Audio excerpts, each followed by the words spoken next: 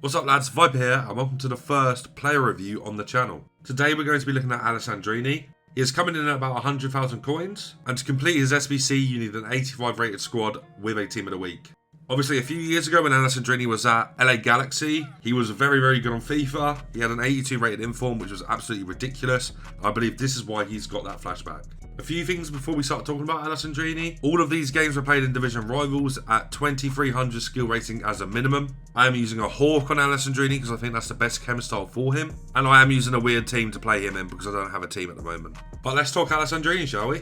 So first things first, he has 4-star, which is good. He's French, which is good for links. And he's very fast. I think a lot of high level players are going to use Alessandrini as a super sub, but I personally don't think that is a necessity. He definitely has the capability to be an impact from minute one. His key stats are obviously his pace, agility and balance, and I also think his aggression is quite an important stat because I like my attackers to have good aggression. And talking on a FIFA issue, there just isn't that many good right mids or right wingers in this game. What you see a lot of people doing on this game is they play left mids at right mids, strikers at right mid, and even in some instances to play a CDM, you play a right back at right mid.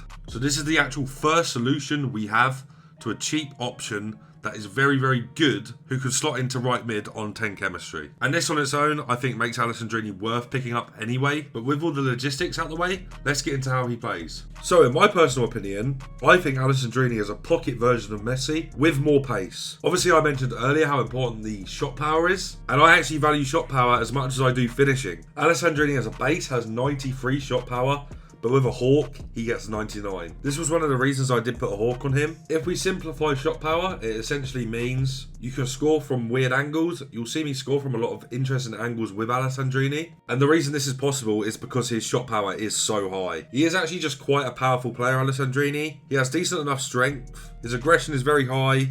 His shot power is very high, and his pace is ridiculous. These are the reason he was so good back in the day when he got his 82 inform. And this is the reason he's also good on this game because they've kept his stats exactly the same. In terms of areas where I think you can play him, I think you can play him anywhere across the 4-2-3-1 front line. So middle cam, I think he'd be very good. You need to stick an engine on him to play him there. Ram, Hawk, Lamb, Hawk. Striker, also I think Hawk. Whether or not you start him from minute 1 or the 45th minute or the 80th minute, I think he'll be brilliant for you. His stamina is not an issue, and that's why I think he's good from minute 1. In terms of finishing, I'd say you can compare it quite well to Neymar's. Obviously Neymar has a higher finishing stat, but has a lot less shot power than Alessandrini, so it equalises it quite well. You won't have hardly any problems with his finishing. In terms of long shots, I tried a few long range finesse shots, and one of the ones I did hit the post, so I definitely think you can try long shots with Alessandrini as well. I will have a video coming out very soon on how to perform long shots very effectively, so make sure you stay tuned for that. Now let's talk about creativity.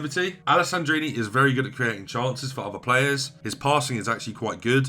His double triangle through balls are actually quite good as well. And with how easy it is to get on the byline with him because of how quick he is and him having a little bit of strength, his cutbacks are very good. Promise you if you use him correctly, you will have no problems with his passing. A few other areas I really wanted to cover before I ended this part of the video were how good he is at pressing from the front. This is because his aggression is so high. If you actually look at his defensive awareness and standing tackle stats, they're actually not too bad. I'd also say he's probably one of the best pressers for an attacker I've used this year. And if you like your players on comeback on defense, your strikers, and your Ram and Lamb, you'll find Alessandrini is very good at this. That's all I really have to say about Alessandrini in this segment of the video. I really do think if you pick him up, you'll really like him. As I said earlier, super sub or not, absolutely incredible on this game. If you can remember back to when he was at LA Galaxy and he had that inform, he is probably better than that card. If you have 100k, go and get him done.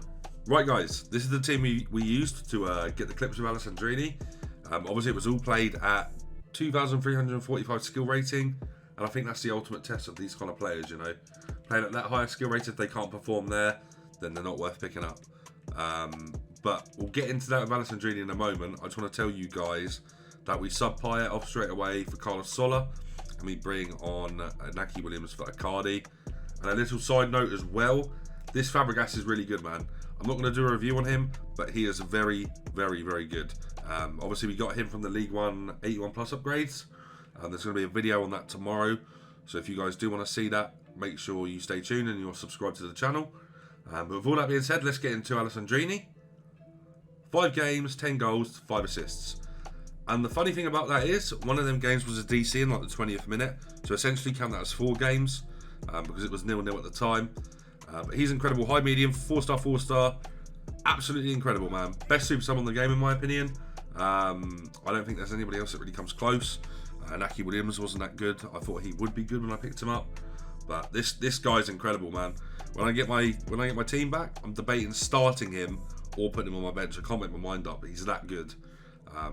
Obviously, I think he's like 100, 150k.